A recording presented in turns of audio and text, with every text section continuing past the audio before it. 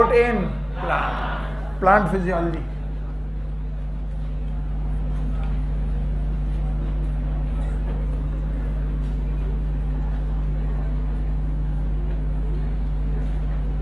तो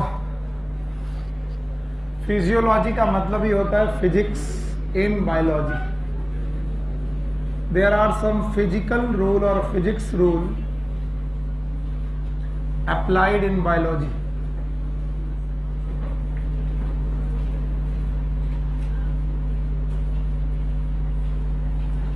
So biology में कुछ फिजिक्स के रूल हैं जो हम लोग अप्लाई करेंगे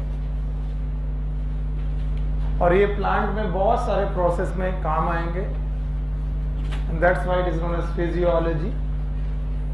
कई बार फिजियोलॉजी में केमिस्ट्री भी होती है, तब हम लोग फिजियोलॉजी की बजाय उन्हें मेटाबॉलिक रिएक्शन बोलते हैं. क्या बोलते हैं? Metabolic reaction. तो जब रिएक्शन शब्द आ जाता तो केमिस्ट्री हो जाती है और जब फिजियोलॉजी शब्द आ जाता तो फिजिक्स हो जाता है. तो बेसिकली हम लोग बायोलॉजी में फिजिक्स और केमिस्ट्री को ढूंढने की कोशिश कर रहे हैं कि क्या फिजिक्स का रोल है, क्या केमिस्ट्री का रोल. इन्हीं में से हमारे पास एक चैप्टर आया that is known as transport in plant. कुछ लोग इसे बोलते हैं कि सर बड़ा खतरनाक चैप्टर है, कुछ लोग बोलते हैं बड़ा सरल चैप्टर है. अब जैसा भी है, जिनको समझ में आ जाता है वो कहते हैं कि सरल है और जिनको कठिन लगता है वो कहते हैं सर कठिन है. खैर, ट्रांसपोर्ट इन प्लांट में सबसे पहले तो हमें प्लांट समझना चाहिए. What is plant? तो वैसे तो मैंने प्लांट किंगडम में मैंने 5 प्लांट पढ़ाए थे, याद है? एक कौन? एल्गी. पर यहाँ पर जो मैं प्लांट पढ़ाने जा रहा हूँ इट इज एंजियोस्पर्म. बेसिकली मैं एंजियोस्पर्म या फिर जिम्नोस्पर्म की बात करने जा रहा हूँ. एंजियोस्पर्म या जिम्नोस्पर्म की बात करने जा रहा हूँ, या फिर कभी कभी मैं टेरिडोफाइटा का भी नाम ले सकता हूँ, क्योंकि मैं बताना चाहता हूँ कि इन लोगों के पास वेस्कुलर टिश्यू हैं. कौन से टिश्यू? और वेस्कुलर टिश्यू 2 प्रकार के, याद है? आपको एनाटॉमी पढ़ाते वक्त मैंने 2 टिश्यू पढ़ाए थे, एक और जाइलम और एक कौन? तो फिर से मैं एक बोलूं, प्लांट की बात है तो प्लांट में हम लोगों ने पढ़ा था एल्गी, ब्रायो, टेरिडो, जिम्नो. जिनमें से एल्गी और ब्रायो के पास वेस्कुलर टिश्यू नहीं. बाकी वेस्कुलर टिश्यू कहां से चालू हुए? टेरिडोफाइटा, जिम्नोस्पर्म एंड शुरू कहां से हुआ? और बेटा एंजियोस्पर्म तक आते आते हमने एंजियोस्पर्म और जिम्नोस्पर्म को हायर प्लांट बोला. तो यहाँ पर जो मैं प्लांट की बात कर रहा हूँ वो बेसिकली हायर प्लांट्स हैं जिनमें मैं ट्रांसपोर्ट दिखाने जा रहा हूँ. और फिर मैं आपसे बोलता हूँ कि आप हायर प्लांट को एक बार समझने की कोशिश करिए. हायर प्लांट में 3 चीजें होती हैं, याद रखना. एक तो रूट, क्योंकि ये सब स्पोरोफाइट है. दूसरा कौन? स्टेम. और स्टेम के अलावा क्या? Leaf. So they have root, stem and then leaf. तो आपको बेसिकली फिर से सोचना चाहिए कि सर इसमें क्या पढ़ा लेंगे. सर इसमें ट्रांसपोर्ट पढ़ाएंगे, यानी ऐसे प्लांट में हम आपको ट्रांसपोर्ट पढ़ाएंगे. तो जब हमको ट्रांसपोर्ट पढ़ाएंगे तो हम पढ़ाएंगे there are movement of substances. Movement of substances. हमें कुछ सब्सटेंसेस का मूवमेंट कराना है विद इन प्लांट. प्लांट में सब्सटेंस का मूवमेंट कराना है. अब ये मूवमेंट हो सकता है root to stem, stem to branch, branch to leaf and outside. या फिर ये हो सकता है from leaf to branch to stem to leaf. या फिर ये हो सकता है फ्रॉम स्टेम टू स्टेम और फ्रॉम स्टेम टू लीफ. ये कुछ भी हो सकता है, कहीं का भी ट्रांसपोर्ट हम पढ़ सकते हैं. डेफिनेशन आएगी what is transport? It is a movement of substances within plant. तो जब तक आपको प्लांट की फिजिकल कंडीशन और मॉर्फोलॉजी क्लियर नहीं होगी, ये चैप्टर आपको बहुत मुश्किल कर देगा. कि सर ट्रांसपोर्ट तो पढ़ने जा रहे हैं, कहां पढ़ने जा रहे हैं पता नहीं? कहां पर? सारे प्लांट में. एल्गी में पढ़ रहे हैं, एल्गी में, ब्रायो में. हम हायर प्लांट उठा रहे हैं. कौन से? और हायर प्लांट का मतलब है गैमेटोफाइट की स्पोरोफाइट, और मैं उनमें भी ट्रैकियोफाइट उठा रहा हूँ। कौन? ट्रैकियोफाइट का मतलब वेस्कुलर टिश्यू, और वेस्कुलर टिश्यू कहाँ से शुरू हुए? टेरिडो, जिसमें से मैं टेरिडो भी नहीं उठा रहा हूँ। दो मेन, बोलो कौन? जिम्नोस्पर्म, और जिनकी रूट, स्टेम और ब्रांचेस और लीफ बड़ी क्लियर है। सो कभी कोई पूछे व्हाट इज ट्रांसपोर्ट, बता पाओगे? What is transport? It is a movement of substances within plant. पक्का? मे बी विद फ्रॉम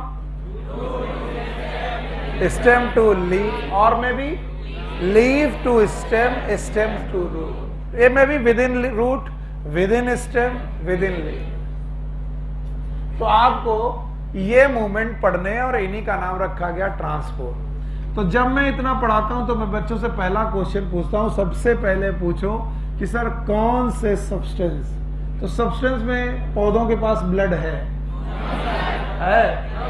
तो याद रखना बेसिकली 4 सब्सटेंसेस हैं जिनका आदान प्रदान पौधे करेंगे। एक बार फिर से सुनेंगे, सब्सटेंसेस 4 हैं जो पौधों में यहां से वहां जाएंगे। यहां से वहां का मतलब ये क्या है? रूट, और ये क्या है? स्टेम, और उसके बाद यहां क्या होगी? Leaf. Sorry, there are 4 basic substances. Number 1 it is water, जो हम लोग मूव करा सकते हैं। Number 2 is mineral. Number 3 it is food और ऑर्गेनिक सब्सटेंसेस। ऑर्गेनिक सब्सटेंसेस, बहुत सारे ऑर्गेनिक सब्सटेंसेस हैं, इनका कोई लिस्ट नहीं है, बहुत सारे ऑर्गेनिक सब्सटेंसेस हैं। And the 4th one is PGR, and these are known as plant growth regulator. इन्हें हम लोग प्लांट हार्मोन भी बोलते हैं। These are also known as plant growth regulators.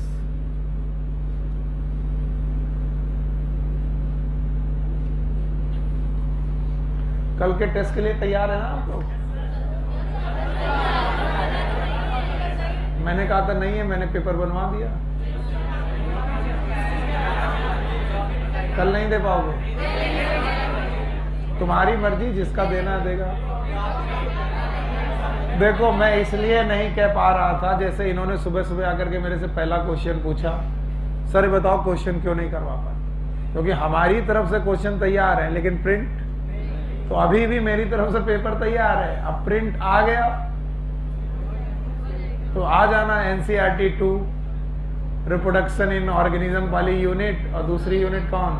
Micro, दे देना। और ऐसा कोई तुमको हम यहाँ पर वर्ल्ड कप तो देंगे नहीं उसमें। अब की बार का टॉपर कौन? पता नहीं। टॉपर को 5 लोगों को गिफ्ट देना है मुझे, टॉपर ही नहीं पता चल पाया। कितने नंबर आया? 335। किसी के 335 से ज्यादा आए?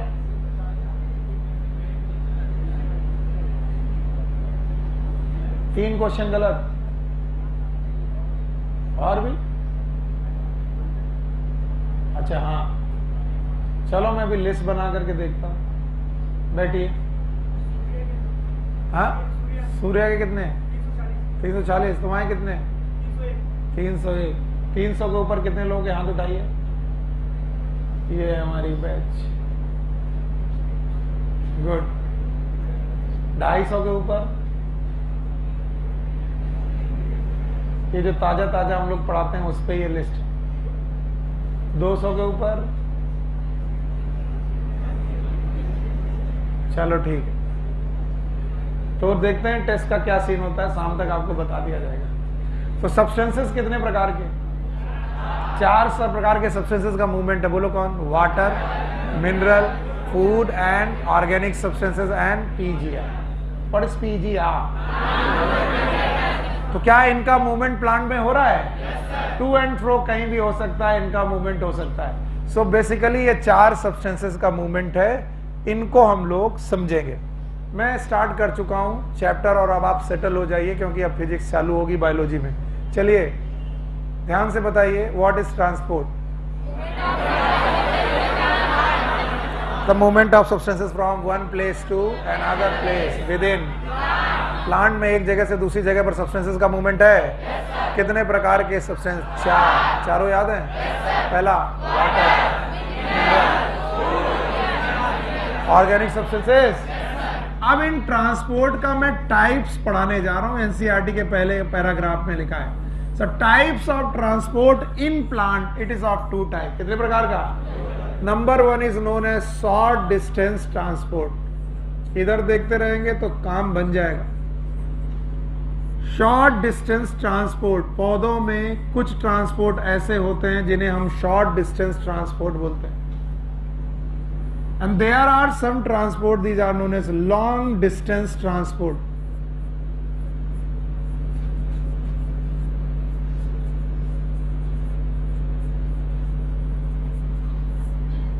So कोई पूछे ये जो चार सब्सटेंस मूव कर रहे हैं कौन कौन से चार याद हैं? बोलो कौन? Water, mineral, food and organic substance. And ये कहां कहां मूव कर सकते हैं? शॉर्ट डिस्टेंस में। और कहां कहां? So what is the meaning of short distance transport? First point, क्या किसे बोलेंगे short distance transport? तो पौधा तो बहुत लंबा है सर। इन पौधों में short distance transport का मतलब क्या है? The transport within tissues। बोलो, फिर से बोलो। टिश्यूज के अंदर जितने भी ट्रांसपोर्ट हैं इनका नाम। और टिश्यूज के अंदर ट्रांसपोर्ट में क्या क्या तरीका हो सकता है? The transport within cell, क्योंकि cell is the part of tissue.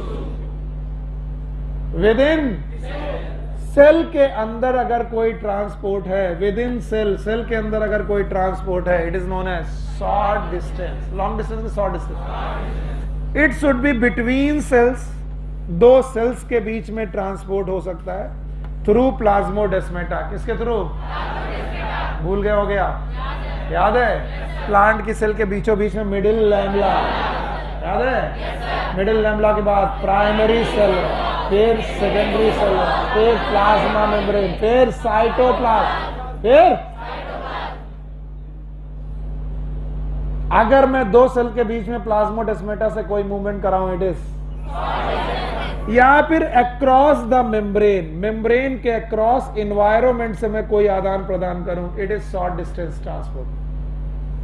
Definition of the short distance transport, transport with in tissue.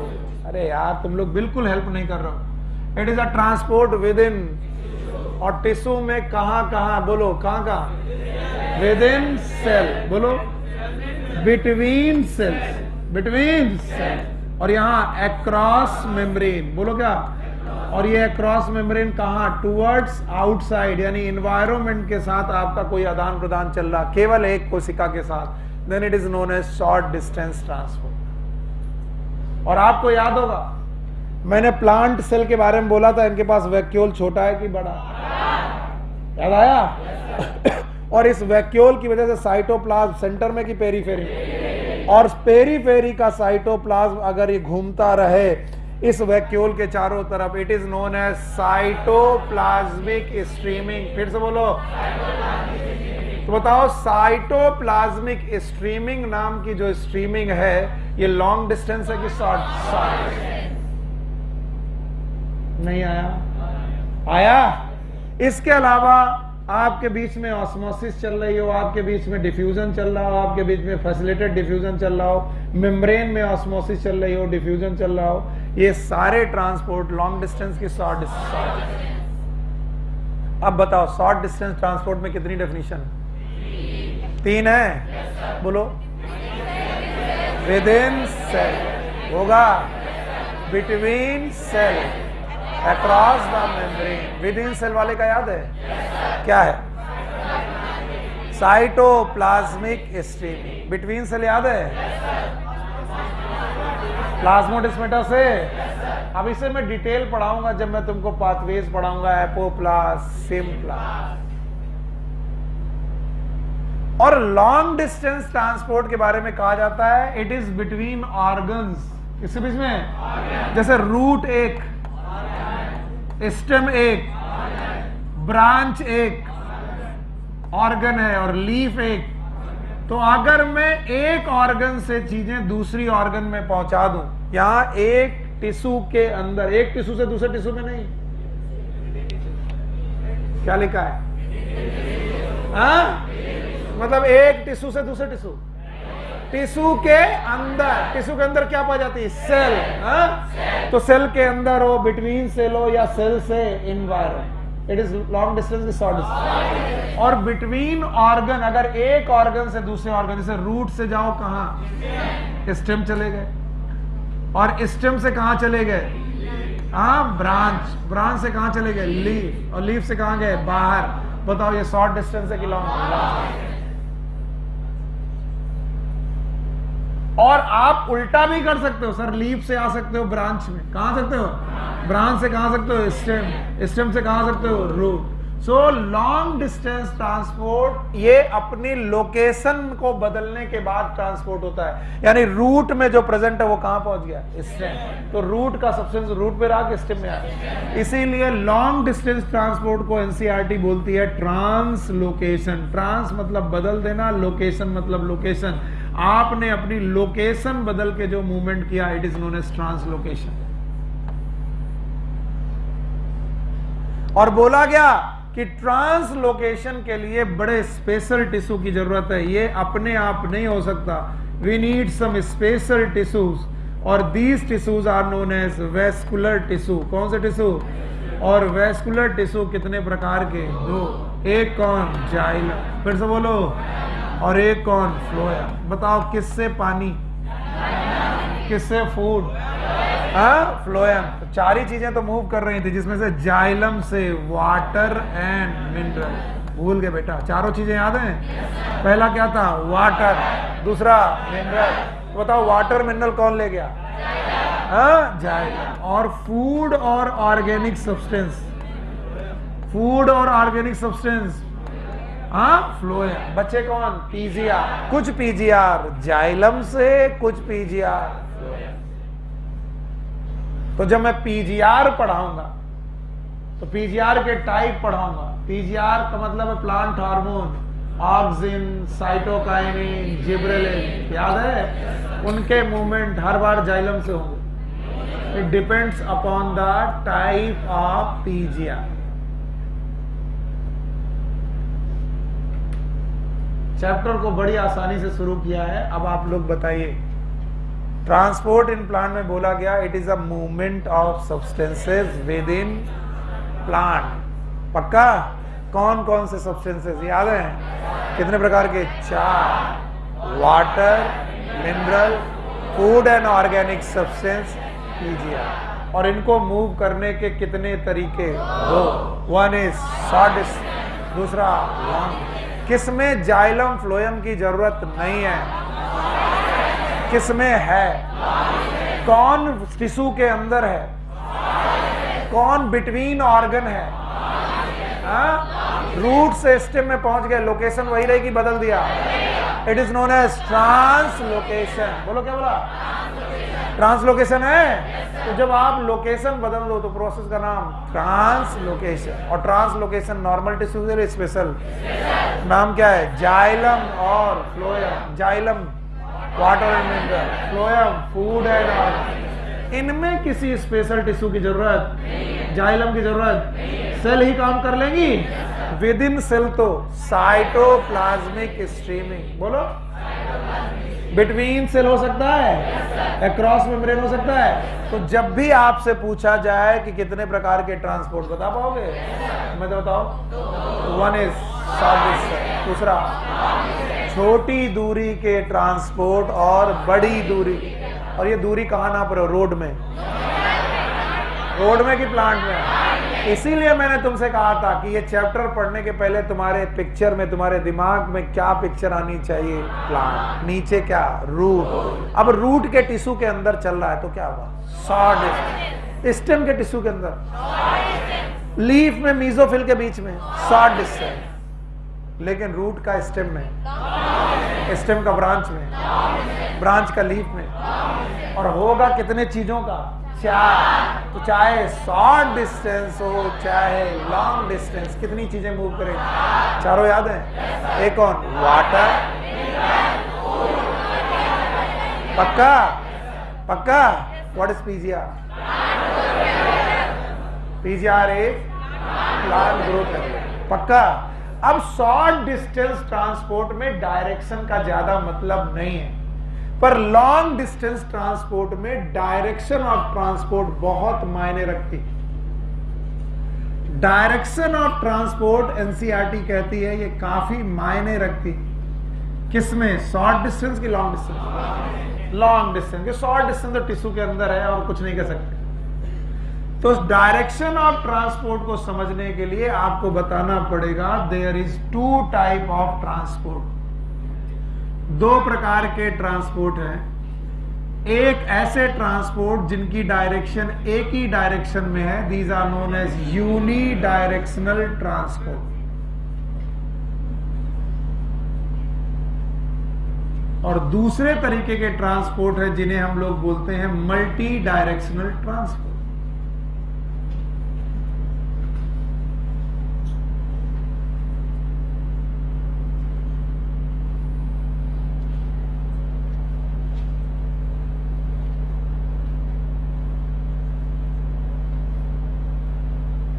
तो बताओ, अगर मुझे डायरेक्शन बतानी है तो कितने प्रकार की? दो। या तो यूनी डायरेक्शनल, दूसरा।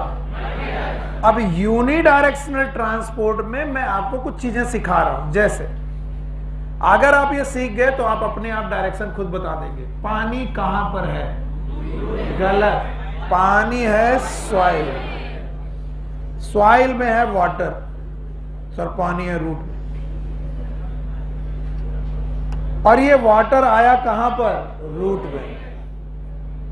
रूट से कहां आया? स्टेम में। थैंक यू वेरी मच, बड़ी मदद कर रहे हो रास्ता बताकर। स्टेम से कहां आया? ब्रांच।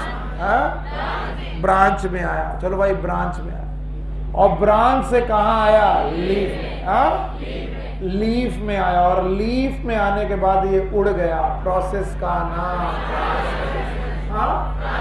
अब कुछ लोगों के दिमाग में होगा कैसा मूर्ख प्लांट है, पानी सॉइल से उड़ाकर एनवायरनमेंट में फेंक दिया। यस, 90 से 98% तक पानी जो हमने यूज किया है वो हम ट्रांसपिरेशन में उड़ा देते हैं, लेकिन बचा हुआ 2%, कितना? पत्तियां फोटोसिंथेसिस में यूज करती। किसमें? फोटोसिंथेसिस। सो जो पानी का ट्रांसपोर्ट है, और वो भी लॉन्ग की शॉर्ट? लॉन्ग। ये यूनी डायरेक्शनल है। जो पानी ऊपर चढ़ा वो वापस नहीं लौटेगा। इसलिए बोलते हैं कि जाइलम के मूवमेंट जनरली, जाइलम मूवमेंट जो जनरली होते हैं दे आर यूनी डायरेक्शनल।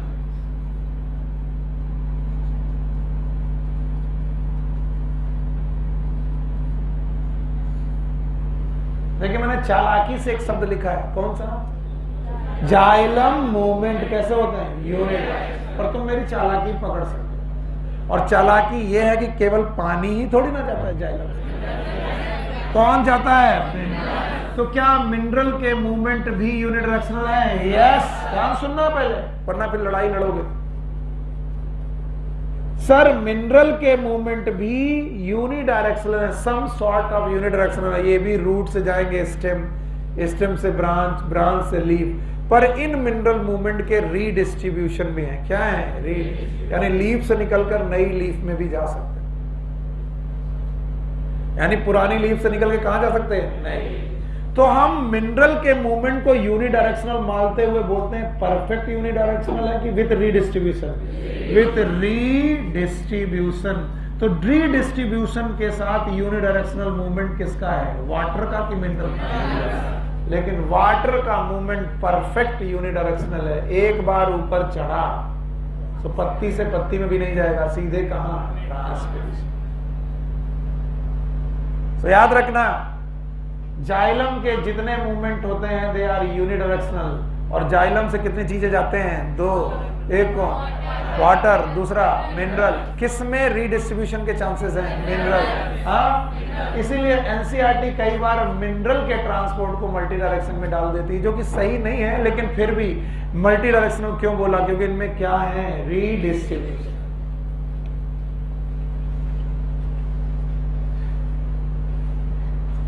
अब आप फ्लोएम के ट्रांसपोर्ट देखिए। देखिए फ्लोएम के ट्रांसपोर्ट, फ्लोएम के ट्रांसपोर्ट शुरू होते हैं लीफ से। कहां से? और लीफ क्यों? पता नहीं सर। लीफ इसलिए क्योंकि लीफ ने एक प्रोसेस किया, नाम बताओ। फोटोसिंथेसिस। फोटोसिंथेसिस है। अगर ये चीज आज सीख ली तो मंच की मास फ्लो हाइपोथेसिस में डर नहीं लगेगा। फोटोसिंथेसिस करने के बाद फूड कहां बना? सॉइल में। हाँ, तो फूड जो बना है वो लीफ में बना। और आपको मालूम है फूड कौन बना नहीं पाता? क्यों नहीं बना पाती? क्योंकि ये लोग के पास क्लोरोफिल है कि नहीं है? नहीं है। हाँ? तो प्लांट की हर कोशिका फोटोसिंथेसिस कर लेगी, करेगी? नहीं करेगी। तो फोटोसिंथेसिस करके फूड किसने बनाया? अब लीफ कह रही है कि मैं ये फूड जो बना चुकी हूं मैं तुमको दे सकती हूं। कौन किसको दे सकती हूं? ब्रांच। ब्रांच से और स्टेम से, स्टेम से रूट। तो कुछ लोग बोलेंगे सर ये भी तो यूनिडायरेक्शनल हुआ, पर याद है इस पत्ती की एक आयु है, ये कुछ दिनों बाद गिर जाएगी। पतझड़ आएगा, ऑटम आएगा, सारी पत्तियां गिर गई। और जब सारी पत्तियां गिर गई तो रूट के 4 काम गिनाए गए थे। गिनाए गए थे? हाँ भाई, 4 काम क्या थे भाई? तहजीब बताओ, रूट क्या क्या 4 काम करती है? हे भगवान, तबीयत ठीक नहीं है?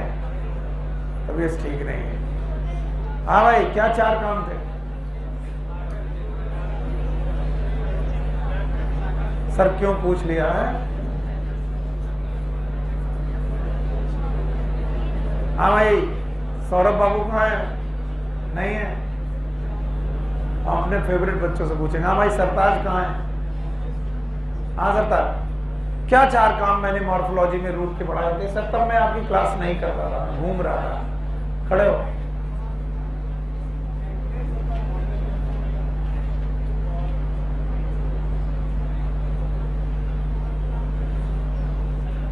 वाह,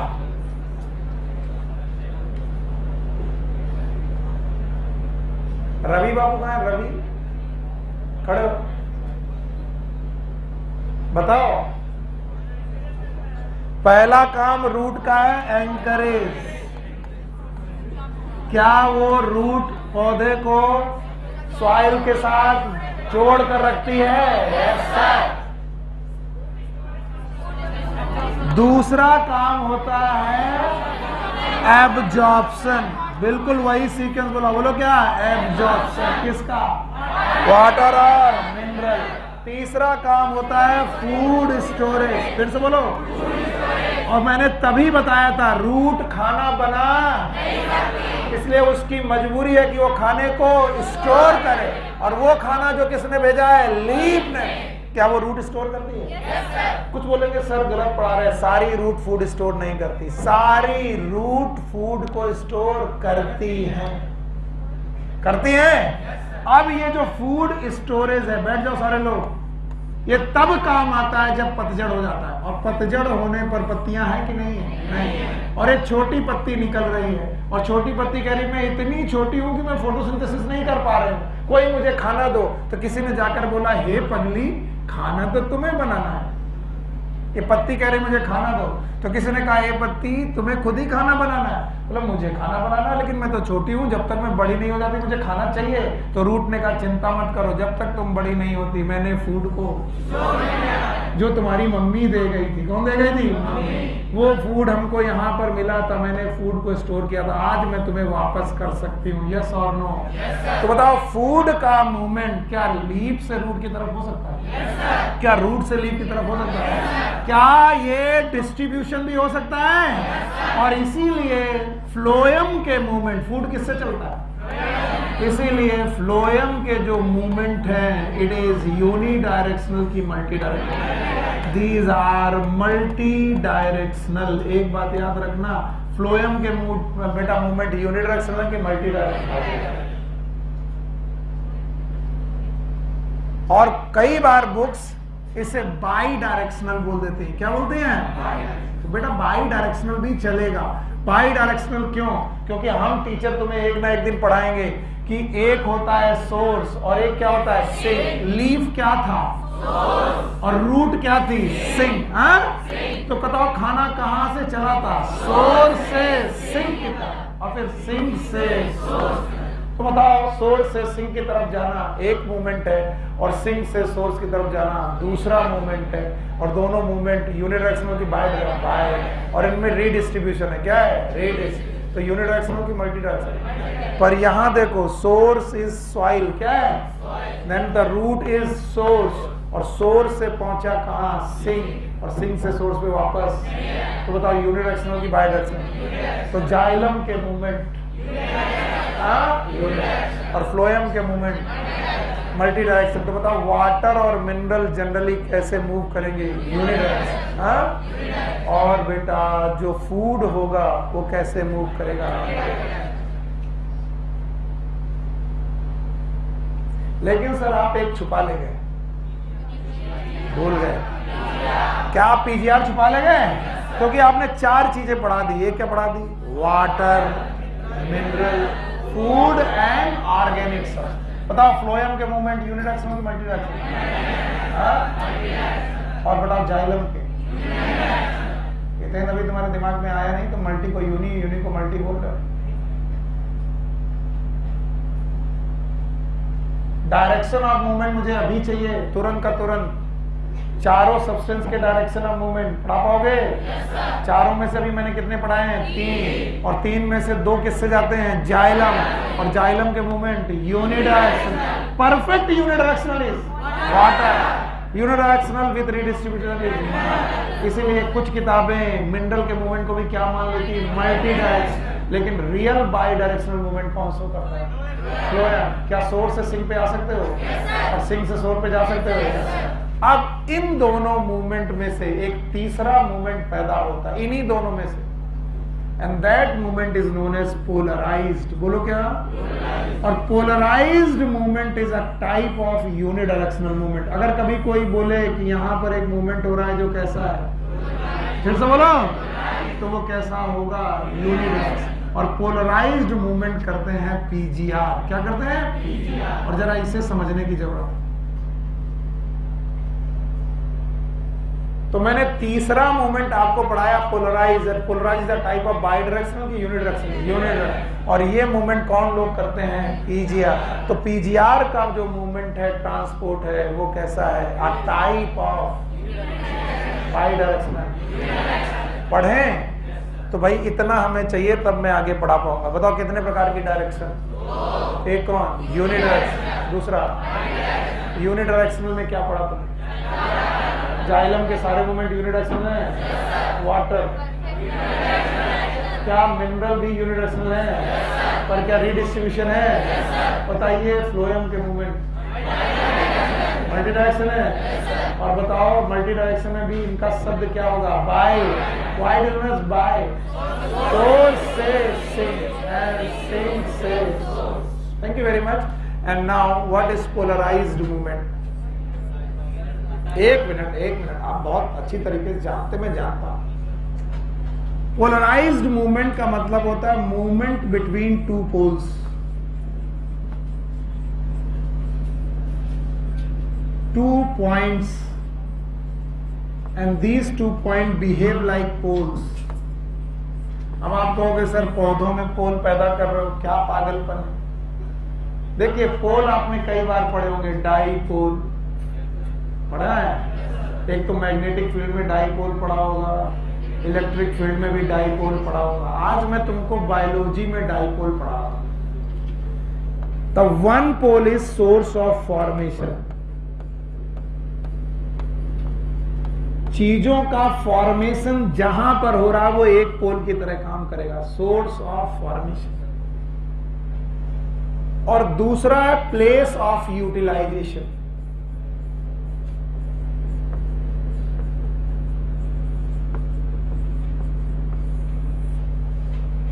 सोर्स ऑफ फॉर्मेशन से प्लेस ऑफ यूटिलाइजेशन की तरफ चीजें चलें, इसका मतलब है जो पीजीआर अपने सोर्स में बना वो पीजीआर वहां से कहा गया, उस प्लेस में जहां उसका क्या किया गया? यूटिलाइजेशन। पर जहां यूटिलाइजेशन किया गया वहां से वापस लौटा। तो हम इसे क्या बोलेंगे? हाँ, पर आफत यह है कि वो सोर्स ऑफ फॉर्मेशन जरूरी थोड़ी ना कि हर बार कहाँ हो, नीचे हो सकता है आपकी बार सोर्स ऑफ फॉर्मेशन कहाँ हो, ऊपर। कुछ देर बाद तुम कहोगे कि सर पगला गए, मैं तैयारी में कर रहा हूं। और प्लेस ऑफ यूटिलाइजेशन अब की बार हो नीचे। अब मैं प्लांट बना के इसे सिखाऊंगा, आप तब मुझे बताएंगे अभी भी कहां से कहां, सोर्स ऑफ फॉर्मेशन से place of utilization. It is unidirectional की बात? इट इज नहीं सर, ये तो ऊपर जा रहा है, ये नीचे आ रहा, तो ये तो बाई डायरेक्शनल। तो जो जा रहा है वो वापस। अब आपको मैं एक कहानी सुनाता हूं ऑक्सिन की। किसकी बेटा? अब जरा ऑक्सिन को ध्यान से सुनिएगा। ऑक्सिन नाम का जो पीजीआर है ये बनता है एपिकल मेरिस्टम में। कहां पर? अब आप एपिकल मेरिस्टम तो जानते ही होंगे, जानते हैं? तो बताओ एपिकल मेरिस्टम अगर मैं बनाऊं तो रूट अपेक्स इज है। अच्छा बताओ स्टेम अपेक्स इज एपिकल नहीं है? तो क्या यहाँ एपिकल मेरिस्टम है? यस और नो? और क्या यहाँ एपिकल मेरिस्टम है? तो बताओ दोनों जगह क्या बन रहा है? ऑक्सिन। फिर से बोलो। अब ऑक्सिन दोनों जगह बन रहा है, रूट अपेक्स में भी और शूट अपेक्स। और इस ऑक्सिन की जरूरत लेट सपोज लीफ को पड़ रही है। किसको? लीफ। तो अब लीफ की तरफ ये भी भेज रहे हैं। नो सर, यस और नो? ये भेज रहे हैं और लीफ की तरफ ये भी ऑक्सिन को भेज रहे हैं। तो बोले ये तो बाई डायरेक्शनल हुआ। अरे ये देखो, नीचे से ऊपर, ये ऊपर से नीचे, दोनों तरफ यूनिडायरेक्शनल की बाई डायरेक्शनल। क्या पगला गए हो? मूवमेंट फ्रॉम नीचे से फिर ऊपर से।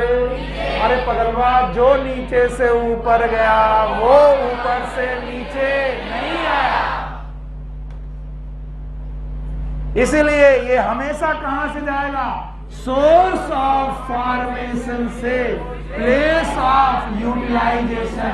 And source of formation is always known as source and it is known as sink. Movement हमेशा सोर्स से सिंक की तरफ जो करता है वो यूनिडायरेक्शनल की बाई डायरेक्शनल? यूनिडायरेक्शनल। लेकिन जब प्लांट में देखोगे तो तुम्हें लगेगा भैया ऑक्सीजन ऊपर भी चढ़ रहा है और नीचे भी उतर रहा है, तो ये बाई डायरेक्शनल होना चाहिए। नहीं, ये जो ऊपर चढ़ रहा है वो नीचे नहीं आ रहा। और जरा जब मैं बाई डायरेक्शनल पढ़ाया था तो याद करो, जो खाना लीफ से कहां गया था? रूट पे। वही खाना यहाँ स्टोर हुआ था, यस और नो? और वही खाना यहाँ से वापस लौटा था। That's why it is known as bidirectional. नहीं आया? इसका मतलब पोल ऑफ फॉर्मेशन से, माफ करिएगा मैं सोर्स की जगह पोल ऑफ बोला, पोल ऑफ फॉर्मेशन से पोल ऑफ यूटिलाइजेशन की तरफ जाना, इट इज पोलराइज। और जो गया है वो वापस। इसका मतलब polarized movement is a type of unidirectional. और पीजीआर जो मूव करते हैं वो पोलराइज्ड मूवमेंट करते हैं, जो कि किस प्रकार का है? यूनिडायरेक्शनल। पीपी नहीं आया ना? आया? तो चेहरा इतना खराब क्यों बनाया? अच्छा खुश होकर के बताओ कि सर आया। अब फिजिक्स लग रही है इसमें, मैं तो बायोलॉजी तो पढ़ाई नहीं रहा। डायरेक्शन की बात हो रही, वेक्टर की बात हो रही, बताओ क्वांटिटीज स्केलर भी चल रही, वेक्टर भी चल रही। जिसमें बेटा डायरेक्शन हो वो केवल मैग्नीट्यूड। तो फिजिक्स की तो बात चली रही। अब बताओ मैं इसको अगर ऐसे कर दूं तो डायरेक्शन में तुम्हारे पास बताने के लिए क्या क्या है? कुछ नहीं है। बताओ क्या कितने प्रकार के मूवमेंट? 3 नहीं 2 बिटिया, 3 नहीं। कितने? पहला, दूसरा मल्टी डायरेक्शनल, बाई डायरेक्शनल भी है। और फिर मैंने इसे 3 पॉइंट में विभक्त किया अपनी पढ़ाई को, दोनों पॉइंट को 3 पॉइंट में बनाया। बोला यूनिडायरेक्शनल जाइलम की फ्लोएम, जाइलम। तो जाइलम के मूवमेंट यूनिडायरेक्शनल की बाई डायरेक्शनल? जाइलम से कौन कौन चलता है? 2 लोग, वाटर और मिनरल। वाटर ऊपर जाएगा, नीचे भी आएगा। कभी नहीं, ऐसा कभी नहीं सुना कि पत्तियों ने वाटर एब्जॉर्ब किया, रूट को दिया। सुना ऐसा? सुना। तो पानी जो एक बार चला गया वो वापस एस्केप वेलोसिटी मिलेगी उसको। सुने हो? यानी अब ऊपर गए तो फिर निकल लिए धरती माता को छोड़ के। ऐसे ही अब इनकी धरती माता है प्लांट, वो प्लांट के पास वापस आएंगे कि निकल लिए? सॉइल से गए और एयर में निकल गए। प्रोसेस का नाम ट्रांसपायरेशन। पर मिनरल तो बेटा वो सॉइल से चले थे, वो मिनरल कहाँ गए? रीडिस्ट्रीब्यूशन। नींद आ रही है? क्या करें सर, आ ही रही। 10:30 बजे तक सोए हो? तुमसे पूछ ही नहीं रहे, तुम्हारे पीछे वाले से पूछ रहे। सब ऐसे नहीं। जुम्मा है आज? कितने बजे?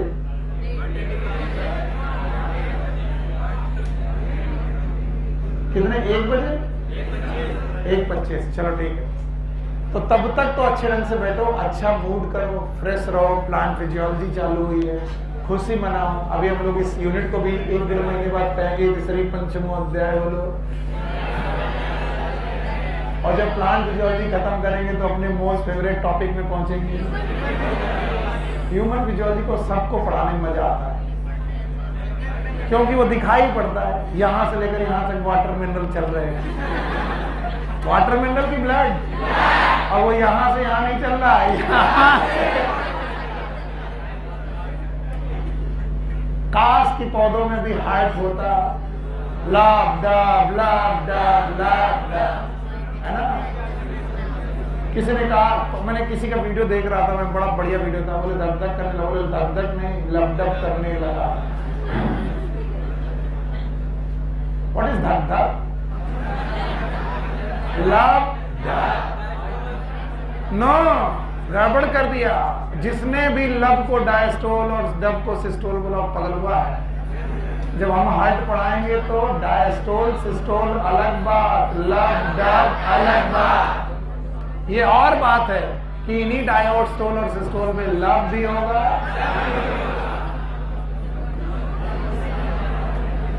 बड़े खुश। अच्छा सॉरी, मैरी क्रिसमस। और जिसने भी मुझे हैप्पी खिचड़ी नहीं बोला, कसम। हैप्पी खिचड़ी जानते हो? 14 जनवरी और उसके 1 महीने बाद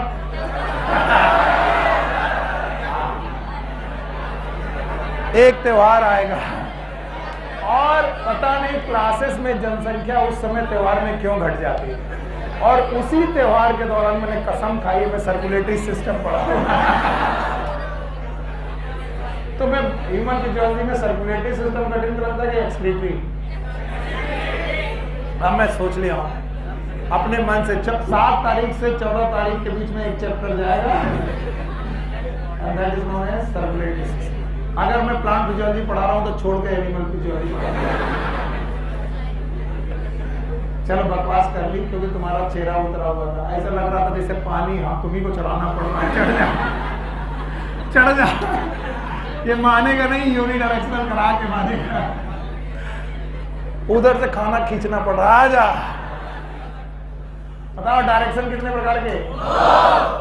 ये एनर्जी यूनिडायरेक्शनल और 4 सब्सटेंस से। ये बच्चे वाटर और मिनरल यूनिडायरेक्शनल, जाइलम से फूड और ऑर्गेनिक सब्सटेंस मल्टी डायरेक्शनल है। बुक में बाई डायरेक्शनल लिखा है, घबराना नहीं। सोर्स से सिंक, सिंक से सोर्स। क्या पीजीआर आया? पीजीआर ने कहा कि मैं भी एक प्रकार का मूवमेंट करता हूं, और ये एक प्रकार का यूनिडायरेक्शनल मूवमेंट पोलराइज कहलाया। हो सकता है कि मैं तुम्हें ऊपर चढ़ता हुआ दिखूं और नीचे उतरता हुआ दिखूं, लेकिन इन ऊपर चढ़ने और नीचे उतरने में पोलर कॉन्सेप्ट चलेगा। कौन सा? पोल ऑफ फॉर्मेशन से पोल ऑफ, पक्का? जो चीज फॉर्मेशन से गई है यूटिलाइज होने, वो वापस लौटेगी नहीं, चाहे वो ऊपर से नीचे आई हो चाहे नीचे से। Thank you very much. तो बोलते हैं इन सारे चीजों को मूव कराने के लिए there must be some means of transport. Transport करने के कोई ना कोई तरीके होंगे। यस, इन मीन्स ऑफ ट्रांसपोर्ट में शॉर्ट डिस्टेंस ट्रांसपोर्ट के 4 मुख्य तरीके आपकी बुक में लिखे गए हैं, मैं वो पढ़ाने जा रहा हूं। शॉर्ट डिस्टेंस ट्रांसपोर्ट में जो मीन ऑफ ट्रांसपोर्ट है वो मेनली 4 तरीके से डिफाइन किए जा सकते हैं। उनमें से पहला तरीका है डिफ्यूजन, दूसरा है फैसिलिटेटेड डिफ्यूजन, और मैं एक एक करके सबको पढ़ाऊंगा।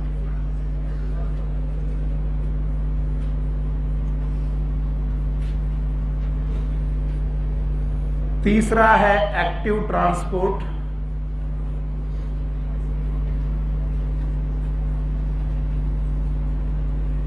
और चौथा है osmosis. So there are 4 main means of transport. We can say it is known as diffusion, facilitated diffusion, active transport and osmosis. और इन 4 तरीकों में अभी जो हमारे सामने आ रहा है वो है डिफ्यूजन। एनसीईआरटी खुद ही सरेंडर करके बोलती है diffusion is a purely physical process. Biology का इससे कोई लेना देना नहीं। It is a physical process, पूरी तरीके से एक फिजिकल प्रोसेस, बिल्कुल शांत, एकदम शांत। फिजिक्स चालू हो रही एकदम शांत। बोलते हैं कि डिफ्यूजन उन्हीं सब्सटेंस का हो सकता है जिन्हें हम फ्लूइड कहते हैं। फ्लूइड वो सब्सटेंसेस हैं, they have tendency to flow. वो फ्लो कर रहे हो ना कर रहे हो, लेकिन उनमें टेंडेंसी है फ्लो करने की। पानी एक बोतल में रखा है, फ्लो नहीं कर रहा, लेकिन अगर बोतल ना होती तो फ्लो कर जाता। टेंडेंसी टू फ्लो रखने वाले, जिनमें भी फ्लो करने की टेंडेंसी, उन्हें क्या बोलते हैं? फ्लूइड। और 2 लोग इसमें माने जाते हैं जिनमें टेंडेंसी टू फ्लो है। One is known as gas, another one is known as liquid. So liquid और गैस दोनों को फ्लूइड माना जाता है, और ये माना जाता है इनमें टेंडेंसी टू फ्लो है।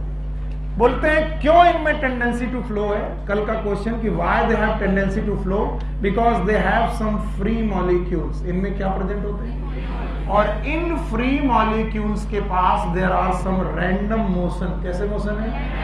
और इन्हीं रैंडम मोशन को ब्राउनियन मूवमेंट के नाम से आपने पढ़ा है, गैसेस में पढ़ा है। तो आपको मालूम है इनके पास रैंडम मोशन है, और इस रैंडम मोशन की वजह से हम लोग बोल सकते हैं इनमें वेलोसिटी है। क्या बेटा? और वेलोसिटी को हाफ मास के साथ बढ़ा दिया जाए, it is half mv²। Please मेरी फिजिक्स के साथ मेरी मदद करिए। जिनके पास क्या होगा? रैंडम मोशन, उनमें क्या होगी? वेलोसिटी। तो क्या उनमें मास भी होगा? उस वेलोसिटी को उनके मास के साथ मल्टीप्लाई कर दिया जाए स्क्वायर में, क्या होगी? Kinetic energy. तो जितने भी फ्लूइड होते हैं उनमें क्या पाई जाती है? काइनेटिक। और काइनेटिक एनर्जी अगर ज्यादा तो मूव करने की टेंडेंसी भी ज्यादा। तो बताओ काइनेटिक एनर्जी किन में हो सकती है? गैस और लिक्विड। तो बताओ किस में टेंडेंसी ज्यादा? उससे कम लिक्विड। इसका मतलब फ्री मॉलिक्यूल की फ्रीडम सबसे ज्यादा, उससे कम। और सॉलिड में फ्री मॉलिक्यूल नहीं हो। क्या वहां पर एक टेबल रखी है? यस। क्या वो सॉलिड है? यस। टेबल की कंसंट्रेशन यहाँ नहीं है। क्या टेबल अपने आप यहाँ आ जाएगी? नहीं, क्योंकि उनमें फ्री मॉलिक्यूल। फिजिक्स का इतना रूल समझ गए। डिफ्यूजन हर पार्टिकल करता है कि फ्लूइड करते हैं? आवाज ही नहीं आ रही। और फ्लूइड कितने प्रकार के? 2। एक कौन? गैस। दूसरा फ्लूइड उन्हें बोलते हैं जिनमें क्या हो? Tendency to flow. अगला question, why they have tendency to flow? Because they have free molecule, जिनमें क्या है? वेलोसिटी। और वेलोसिटी में मैंने क्या जोड़ा? Half mv²।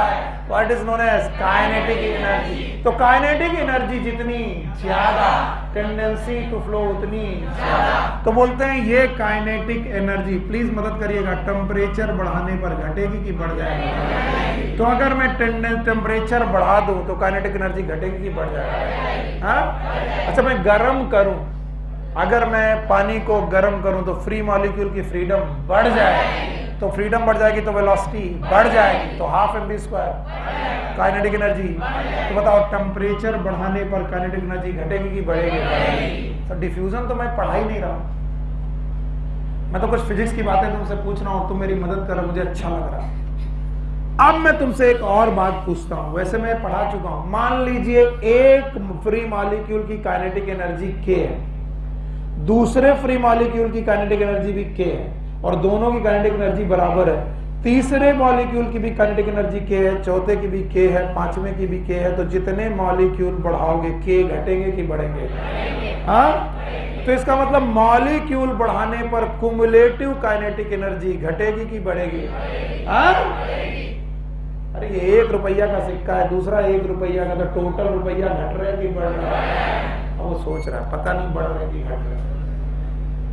तो जैसे मैं नंबर ऑफ मॉलिक्यूल कहीं बढ़ाऊंगा तो बताओ उसकी कंसंट्रेशन घटेगी कि बढ़ेगी? पता नहीं। और कंसंट्रेशन बढ़ी दोस्तों तो कुमुलेटिव काइनेटिक एनर्जी घटेगी कि बढ़ेगी? तो बताओ कंसंट्रेशन बढ़ाने पर काइनेटिक एनर्जी बढ़ेगी, यस और नो? और अगर काइनेटिक एनर्जी बढ़ेगी तो इन सारे मॉलिक्यूल का रुकने का मन करेगा कि भागने का? तो तुमने देखा कि एक जगह पर कंसंट्रेशन उन्हीं मॉलिक्यूल की, द सेम मॉलिक्यूल की कंसंट्रेशन कम थी। क्या थी? कम। और इसका मतलब यहाँ काइनेटिक एनर्जी क्या थी? कम। और यहाँ पर कंसंट्रेशन क्या थी? ज्यादा। यहाँ पर काइनेटिक एनर्जी ज्यादा। मूव ये भी करेंगे, मूव ये भी करेंगे, लेकिन ज्यादा मूव कौन करेगा? ये करेंगे। तो नेट मूवमेंट कहाँ से कहाँ होगा? From this to this. और इसको करने के लिए बायोलॉजी लगेगी कि फिजिक्स? फिजिक्स। इसमें बायोलॉजी लगेगी नहीं लगेगी? नहीं लगेगी। तो नेट मूवमेंट कहाँ से कहाँ होगा? Higher concentration to lower. तो वहां कंसंट्रेशन हायर पे लोअर की तरफ क्यों गया? क्योंकि यहां पर काइनेटिक एनर्जी ज्यादा और यहां पर काइनेटिक एनर्जी कम। तो हमें कंसंट्रेशन से कोई मतलब नहीं है, हमें किससे मतलब है? और ये और बात है कि काइनेटिक एनर्जी जहां ज्यादा है वहां पर कंसंट्रेशन नहीं आया। तो बताओ ऐसा मूवमेंट कराना पड़ेगा कि अपने आप? तो कोई पूछता व्हाट इज डिफ्यूजन, तो मैं बोलता हूं it is spontaneous movement of substances. Spontaneous movement of substances.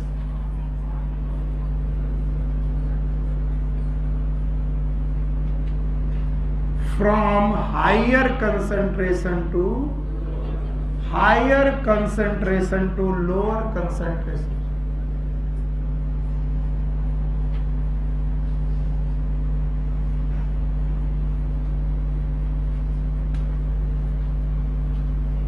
Higher concentration से चीजों का लोअर कंसंट्रेशन की तरफ अपने आप मूव करना क्या कहलाता है? डिफ्यूजन। और डिफ्यूजन हो क्यों रहा? पता नहीं, क्योंकि यहां पर काइनेटिक एनर्जी ज्यादा। तो 3 पॉइंट दिख रहा है, तुम लोग को नहीं दिख रहा, मुझे दिख रहा है। एक कौन? दूसरा टेम्परेचर, तीसरा कंसंट्रेशन। क्या ये तीनों पॉइंट डिफ्यूजन को डिफाइन करेंगे? कंसंट्रेशन बढ़ाने पर डिफ्यूजन घटेगा, काइनेटिक एनर्जी बढ़ाने पर, टेम्परेचर बढ़ाने पर घटेगा। सर हमें कुछ समझ में नहीं आ रहा है, और मैं अभी पूछूंगा ये तुम समझ लो। प्लांट फिजियोलॉजी के साथ में कोई मिस्टेक करूंगा नहीं। अब रोज की रोज तुम्हें 10 मिनट 15 मिनट पूछिए होगी। जो आज मैंने पढ़ाया वो मैं कल बिना पूछे आगे बढ़ाऊंगा नहीं। तुम्हारी मर्जी हो तुम आओ, नहीं मर्जी हो मत आओ। Tell me why the movement are spontaneous here? Because they are fluid, and fluid have tendency to why they have tendency to roll? They have free molecule that have random motion, that have velocity, also have mass. कोई भी particle के पास मास होगा? yes, sir. कुछ होते हैं जो massless होते हैं, लेकिन ये पार्टिकल तो मास है। yes, और मास में मैंने वेलोसिटी का स्क्वायर करके हाफ किया। It is kinetic energy. तो हर मूव करते हुए मॉलिक्यूल के पास क्या है? Kinetic energy. फिर से बोलो। और काइनेटिक एनर्जी अगर ज्यादा तो मूव करने की टेंडेंसी ज्यादा। एक मॉलिक्यूल काइनेटिक के, तो बताओ मॉलिक्यूल बढ़ाए तो काइनेटिक एनर्जी बढ़ेगी घट गई? तो जहां कंसंट्रेशन ज्यादा वहां काइनेटिक एनर्जी भी ज्यादा, और जहां कंसंट्रेशन कम वहां काइनेटिक एनर्जी भी कम। तो बताओ इन्हें रोक पाओगे? नहीं। मूव ये भी करेंगे, ऐसा नहीं कि इंतजार करेंगे, इनमें भी क्या है, ये भी मूव करेंगे और ये भी मूव करेंगे, लेकिन किसके मूव करने की टेंडेंसी ज्यादा? इनकी। तो नेट मूवमेंट कहां से कहां होगा? A to B। तो मैं बोलूंगा इसे मैंने कराया कि अपने आप। तो what is diffusion? Spontaneous movement of substances from their higher concentration to their lower concentration, depend upon three things। बोलो कौन? concentration, kinetic energy, temperature। concentration बढ़ाने पर डिफ्यूजन बढ़ेगा, काइनेटिक एनर्जी बढ़ाने पर बढ़ेगा, टेम्परेचर बढ़ाने पर बढ़ेगा। पक्का? बच्चा उठो आप। यस, आपके बगल में। यस यस बेटा, आपकी पहली क्लास है इसीलिए मैंने उठाया, घबराना मत। मैं केवल देखने में ही खतरनाक हूँ, वो भगवान ने मनहूस बना दिया मुझे। बेटा केवल एक क्वेश्चन बताना, क्योंकि आज तुम पहली बार क्लास में आए हो, आज ही तुम्हारा मूड उखड़ गया तो तुम कल से आओगे नहीं। जैसे मैं तुमसे पूछ रहा हूं, if anyone have the random motion, क्या अगर किसी के पास रैंडम मोशन है तो उसकी वेलोसिटी का डायरेक्शन फिक्स है कि वेरिएबल? फिक्स है। तो क्या डायरेक्शन इसका बार बार बदल रहा है? और if velocity is variable it will have, अरे यार, change in velocity per unit time. अब घूसा कर देंगे। तो जहां पर रैंडम मोशन है वहां क्या है? और इन सब के पास मास है, और इन सारे लोगों के मास के साथ में एक्सीलरेशन जो गुणा कर दूं तो यानी हर बंदा जो यहाँ रैंडम मोशन कर रहा है उसके पास क्या है? फोर्स। और उस फोर्स को मैं अगर पर यूनिट एरिया पढ़ लूं, force per unit area is pressure. तो बताओ अगर कंसंट्रेशन ज्यादा तो एक्सीलरेशन भी, तो फोर्स भी, तो प्रेशर भी। मजा आ गया। क्या बताया है तुमने? कल से आना। तो बताओ यहाँ पर प्रेशर कम की ज्यादा? अच्छा बताओ यहाँ पर प्रेशर, तो बोलते हैं हाई प्रेशर से लो प्रेशर की तरफ क्या हुआ? डिफ्यूजन। मैं बच्चा यूपी बोर्ड का हूं, बचपन में रट्टा मार के उच्च वायुदाब से निम्न वायुदाब।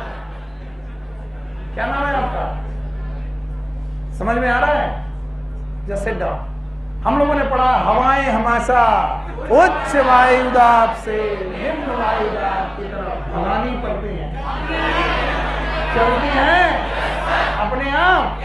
तो चौथा पॉइंट जिस पर बेटा डिफ्यूजन रहेगा, प्रेशर।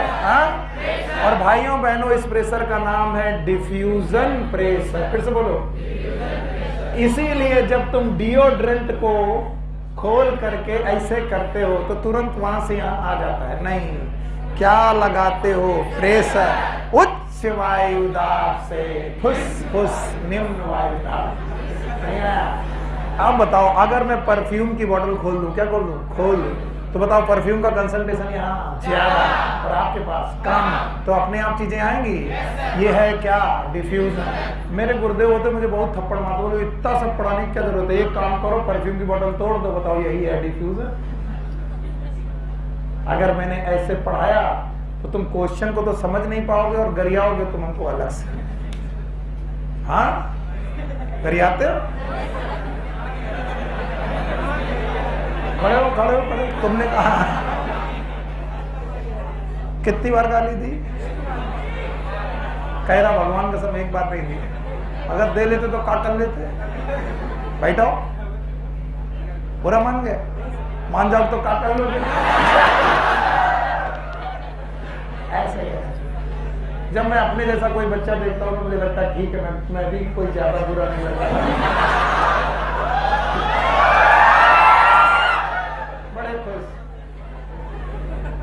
इस साल भर में जितनी बदतमीजी करनी कर लो, 2020 में 21 में टांगे तोड़ दूंगा मैं। आज कितना दी तारीख हो गई? 5। कितने दिन बाकी हैं? 6। और नए साल में नए नियम मैं शनिवार को फिर से पढ़ाऊंगा। कोर्स तुम लोग करते नहीं हो, पढ़ाई लिखाई। इस शनिवार को मैं छोड़ रहा हूँ, एंजॉय करो, कल खूब मजे कर लो। कल टेस्ट है। अरे टेस्ट देने में क्या है? टेस्ट नहीं बिटिया, test. There is a basic difference between taste and test. Taste और टेस्ट एक चीज टेकअप है, एक चीज गिवन है। सर्कल टेस्ट है।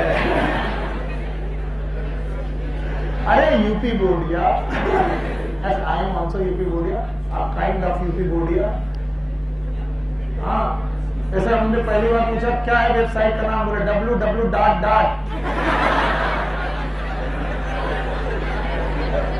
फिर एक मैम बैठी थी जिनसे मैं इंग्लिश सीखने गया था, बोले सुनील कम हियर, बड़ी अच्छी अंग्रेजी तो मैं बोल ही नहीं पा रहा, क्या एक्सेंट थी। Yes please you stand up here, come here.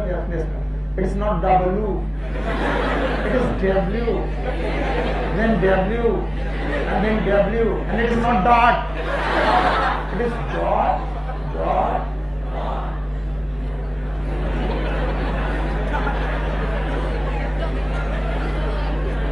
हमारे लिए सा और शाह सब एक ही था, सुनील और सुशील। फिर उन्होंने बोला ना, एक होता है सा, एक होता है शाह। अरे ना ना ना बच्चा ना, ये सब मत करो, ऐसा लग रहा है जैसे लीक कर रहा हो।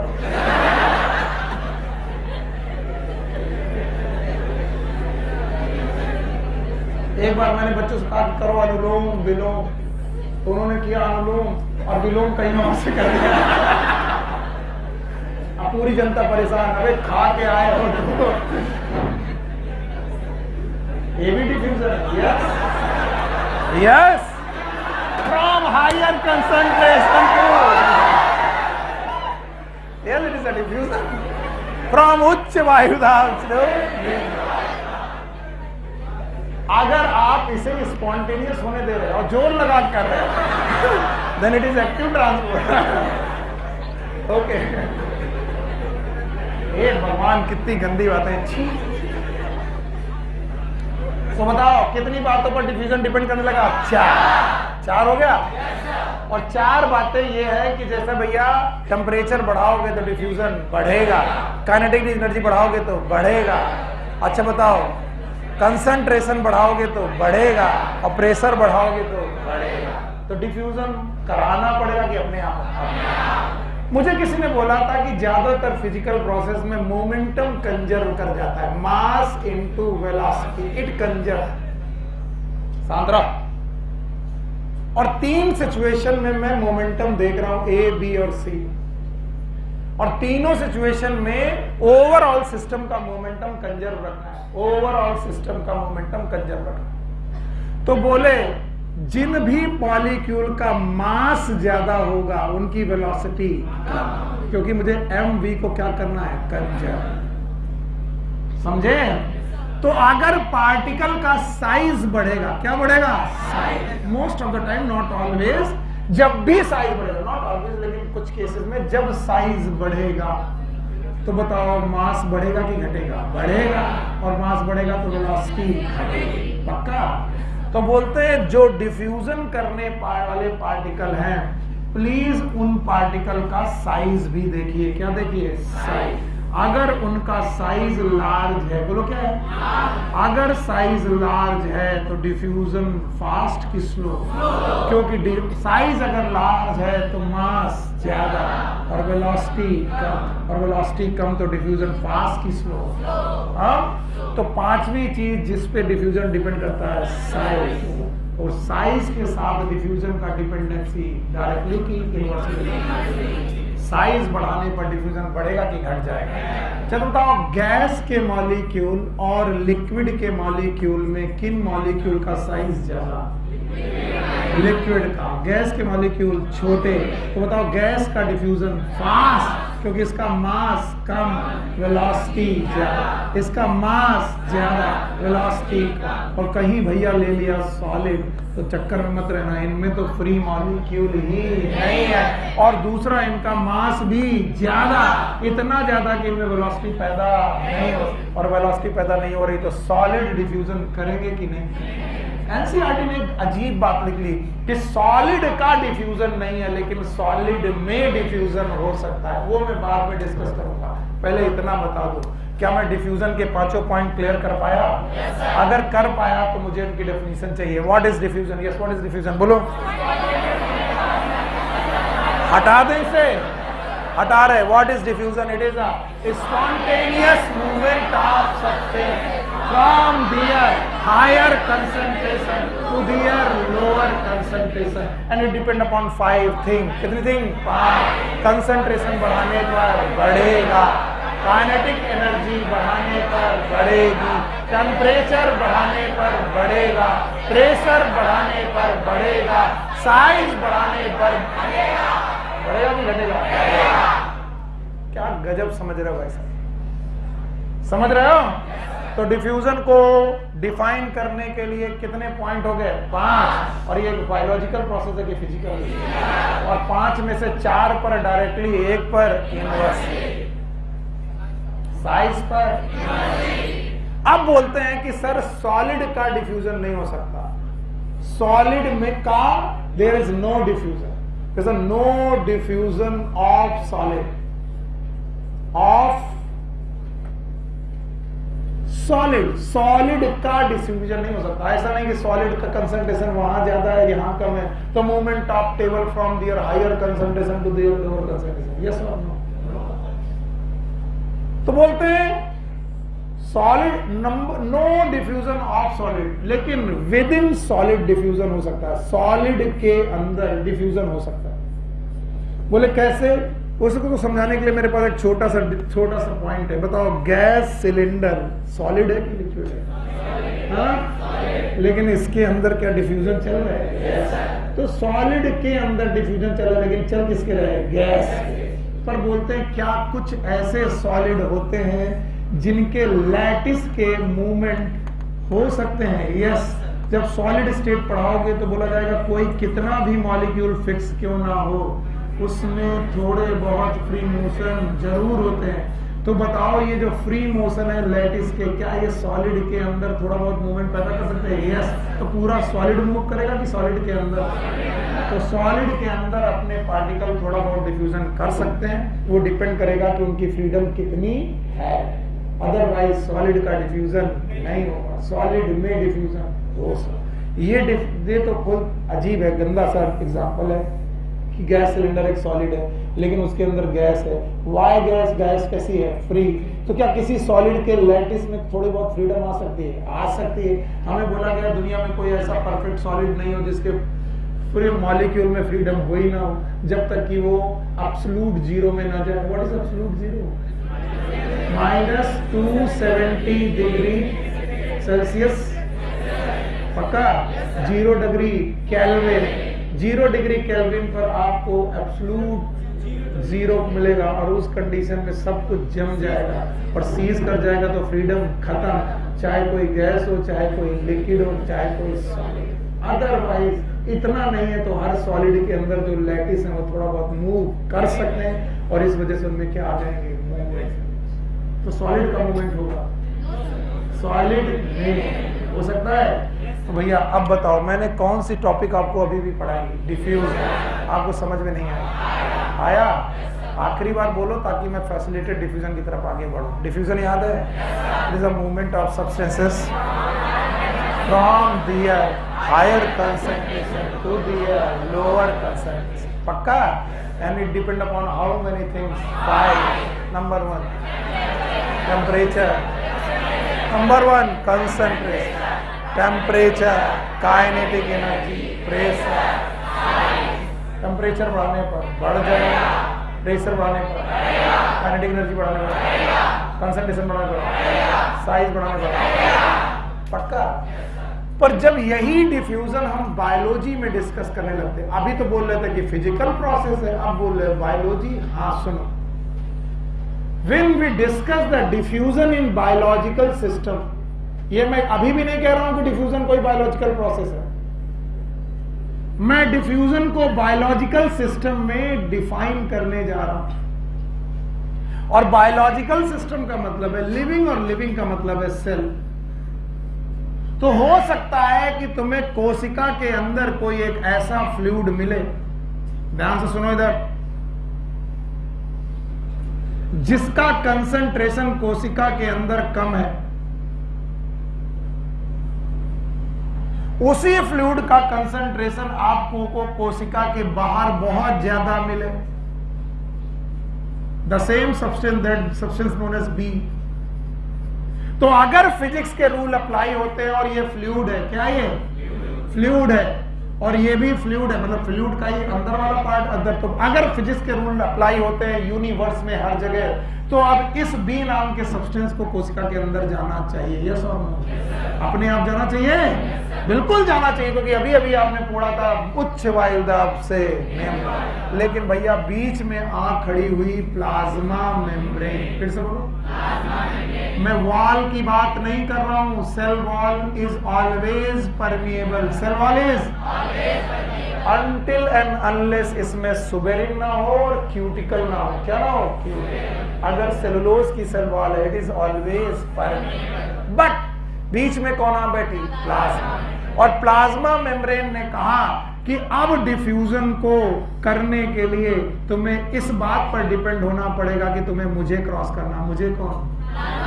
आज भी चीजें अपनी हायर से लोअर कंसंट्रेशन पे जाना चाहती है, हाई प्रेशर से लो पे जाना चाहती है, हाई काइनेटिक एनर्जी से लो पे जाना चाहती है, बीच में कौन आ गई, और प्लाज्मा मेम्ब्रेन कह रही कि अब तुम्हारी औकात नहीं है कि तुम इससे क्रॉस कर सको, अनटिल एंड अनलेस आप में परमिएबिलिटी ना हो, क्या ना हो। तो पांचवी बात के बाद छठी बात जो मायने रखती है, इट इज परमिएबिलिटी। 5 बातें याद हैं, और परमिएबिलिटी डिपेंड अपॉन सॉल्युबिलिटी, किस पे डिपेंड करेगी, अब सॉल्युबिलिटी पर कैसे डिपेंड करेगी, प्लीज जागते रहिएगा, सोना मत। सॉल्युबिलिटी में कैसे डिपेंड करेगा, डिपेंड ऐसे करेगा कि प्लाज्मा मेम्ब्रेन में मॉडल दिया था सिंगर एंड निकोलसन ने, याद है, it was fluid mosaic model, और उन्होंने कहा था कि यहाँ फ्लूइड है, नदी है, किसकी, फॉस्फोलिपिड, फॉस्फोलिपिड की नदी बह रही है, बह रही है। तो बताओ plasma membrane is made up of fluid, फिर से बोलो, तो बताओ फ्लूइड उन्हें किससे बोला था, फॉस्फोलिपिड, फिर से बोलो। तो बताओ आपके प्लाज्मा मेम्ब्रेन में फ्लूइड कौन, फॉस्फोलिपिड। तो अगर आपको प्लाज्मा मेम्ब्रेन क्रॉस करनी है तो ये नदी क्रॉस करनी पड़ेगी, किसकी नदी, फॉस्फोलिपिड। और phospholipid is a lipid, lipid is soluble की इनसॉल्युबल, इनसॉल्युबल। तो अगर कोई हाइड्रोफिलिक सब्सटेंस है, सुन लो कैसा, हाइड्रोफिलिक सब्सटेंस है, तो बताओ उस प्लाज्मा मेम्ब्रेन की तरफ जा पाएगा कि नहीं, इसका मतलब उसे परमिएबिलिटी मिलेगी कि नहीं मिलेगी। परमिएबिलिटी किस बात पर डिपेंड है, सॉल्युबल। अगर हाइड्रोफिलिक है तो वाटर सॉल्युबल की इनसॉल्युबल, सॉल्युबल। अगर कोई वाटर सॉल्युबल चीज है तो बताओ भले उसका कंसंट्रेशन यहाँ कितना ज्यादा हो और भले ही उसका कंसंट्रेशन यहाँ कितना कम हो, वो बताओ डिफ्यूजन कर पाएगी कि नहीं, क्यों नहीं कर पाएगी, क्योंकि प्लाज्मा मेम्ब्रेन को क्रॉस करने के लिए आपको क्या क्रॉस करना, फॉस्फोलिपिड। और फॉस्फोलिपिड का मतलब घी, और घी को तेल पानी क्रॉस नहीं, पानी क्रॉस नहीं कर, और तुम पानी में सॉल्युबल हो, इसका मतलब तुम पानी जैसे ही हो, और इसलिए मैं तुम्हें अंदर से, अपने अंदर से जाने नहीं दूंगी। ये कौन बोल रहा, तो बोला तुम नहीं जाने दोगी तो काम जा नहीं पाएंगे। तुम्हारे जैसे तमाम हमारे दोस्त हैं तुम्हारे साथ, और दीज आर प्रोटीन। क्या आपको मोज़ेक याद है, फ्लूइड मोज़ेक मॉडल याद आया। तो सिंगर निकोलसन ने बोला था प्लाज्मा मेम्ब्रेन में 2 चीजें होती हैं, एक कौन, फ्लूइड, दूसरा कौन, मोज़ेक। और मोज़ेक कौन होती है, प्रोटीन। तो अगर लिपिड से नहीं जाने दिया गया तो मैं एक फैसिलिटी उठाऊंगी, और उस फैसिलिटी का नाम है, यस, उस फैसिलिटी का नाम है प्रोटीन। तो मैं प्रोटीन के थ्रू अंदर जाऊंगा, इसका मतलब अभी भी चीजें कहां से कहां जा रही हैं, हायर कंसंट्रेशन से लोअर। लेकिन बताइए वो डायरेक्ट मेम्ब्रेन से जा रही है प्रोटीन, और ऐसी प्रोटीन का नाम कैरियर प्रोटीन। फिर से बोलो, और बताओ कैरियर प्रोटीन से जाना मतलब आपने एक स्पेशल फैसिलिटी अवेल की है। कैसी फैसिलिटी? और इसीलिए इस डिफ्यूजन का नाम फैसिलिटेटेड डिफ्यूजन। बोलो क्या नाम है? Facilitated diffusion. सब बिल्कुल समझ में नहीं आया। देखो मैं कई सालों से चैप्टर पढ़ा रहा हूँ, हर साल मेरे एग्जाम्पल अलग अलग होते हैं, लेकिन इस साल मैं पिछले साल का एग्जाम्पल दोहरा देता हूँ। मेरे दादाजी हैं, दादाजी कहते हैं कि सुना बेटा Z² कोई मॉल है? तो हमने कहा हाँ है। बोले मैं अभी गूगल कर रहा था बेटा, मेरे पास फोन है, तो मैंने देखा Z² मॉल बड़ा अच्छा है, तुम लोग घूमने जाते हो? हमने कहा हाँ। बोले बेटा हमको भी लेके चलो। हमने कहा दादाजी आपके पैर चल नहीं पाते हो, आप पैर बहुत कमजोर हो, वहाँ सीढ़ियाँ मीढ़ियाँ हैं और बड़ा मुश्किल होगा, आप यहीं रहो। उसने कहा मैंने गूगल कर लिया है। दादाजी ने कहा और मुझे मालूम है कि उस Z² मॉल में व्हील चेयर की फैसिलिटी है। किसकी? तो तुम मुझे यहाँ से ले चलो, और मॉल में मुझे किससे घुमाना? Wheel chair. हमने कहा दादाजी यहाँ से कैसे चलो? बोले तुमने कार खरीदी उसी पे लेके चलो। तो हमारे दादाजी हमारी कार में बैठे, Z² में उतरे नहीं, बोले व्हील चेयर ले आओ। व्हील चेयर लिया, पूरा Z² व्हील चेयर से घूमे। बताओ उनके मूवमेंट स्पॉन्टेनियस तो हैं, लेकिन कैसे हैं? किस चीज की फैसिलिटी उठाए? जब आप मॉल में जाते हो तो चेयर वहां पर लिखा रहता facility of wheel chair is available for old and disabled. तो नो डाउट सब्सटेंसेस को प्लाज्मा मेम्ब्रेन से नहीं जाया जा रहा था। किस फीड से? फ्लूइड से। तो किससे निकल गए? मोज़ेक से। तो आप अपना मूवमेंट फैसिलिटी के द्वारा निकाल लेंगे। ऐसा मूवमेंट इज फैसिलिटेटेड डिफ्यूजन। तो फैसिलिटेटेड डिफ्यूजन सारे सब्सटेंस का होगा कि हाइड्रोफिलिक? तो हाइड्रोफिलिक चीजें अपनी हायर कंसंट्रेशन से अपनी लोअर कंसंट्रेशन की तरफ जाएंगी थ्रू तो बताओ बायोलॉजिकल सिस्टम में जब डिफ्यूजन करेंगे तो सिंपल डिफ्यूजन जिनका होगा वो सीधे सीधे परमिएबल लोगों का होगा। तो जितने लोग भी हाइड्रोफोबिक होंगे, कैसे होंगे? क्या वो डायरेक्ट प्लाज्मा मेम्ब्रेन के फ्लूइड से निकल जाएंगे? यस और नो? तो वो डिफ्यूजन कैसा करेंगे? सिंपल। लेकिन कुछ लोग कैसा करेंगे? फैसिलिटेटेड। क्या तुम फैसिलिटेटेड डिफ्यूजन की डेफिनेशन बता पाओगे? बताओ ये स्पॉन्टेनियस की non spontaneous? Not, it is a spontaneous movement, spontaneous movement of hydrophilic substances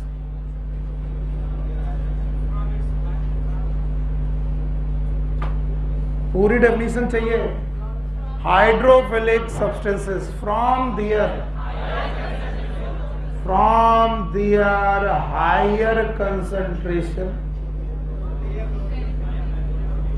higher concentration to lower concentration through carrier protein। तो बताओ सिंपल डिफ्यूजन और फैसिलिटेटेड डिफ्यूजन के बीच में कितनी चीजें आ खड़ी हुई? दो। एक कौन? परमिएबिलिटी। दूसरा, अगर परमिएबिलिटी सॉल्युबिलिटी होती तो तुम्हें कैरियर प्रोटीन की जरूरत, तो क्या आपका डिफ्यूजन आराम से हो जाता है? तो बताओ ये क्यों हो पाई? क्योंकि कौन आ खड़ा हुआ? Plasma membrane. बोलो कौन आ गया? और प्लाज्मा मेम्ब्रेन ने सारा खेल बिगाड़ दिया। बताओ व्हाट इज फैसिलिटेटेड डिफ्यूजन? मजा नहीं आया। What is facilitated diffusion?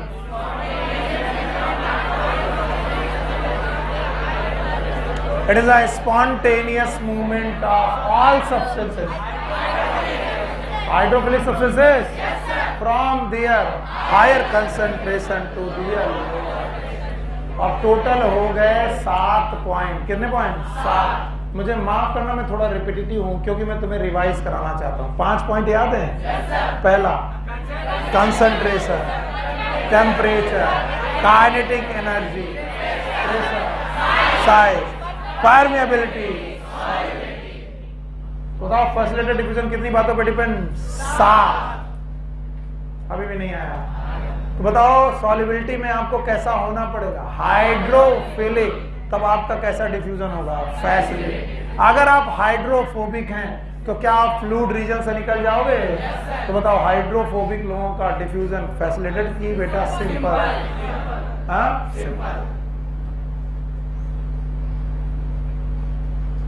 नहीं आया ना? आया? आप सुनो, जो सिंपल डिफ्यूजन थे बेटा यहां पर, उन्हें कैरियर प्रोटीन की जरूरत, इसलिए मैं कुछ भी खोलूं आप तक पहुंच जाएगा।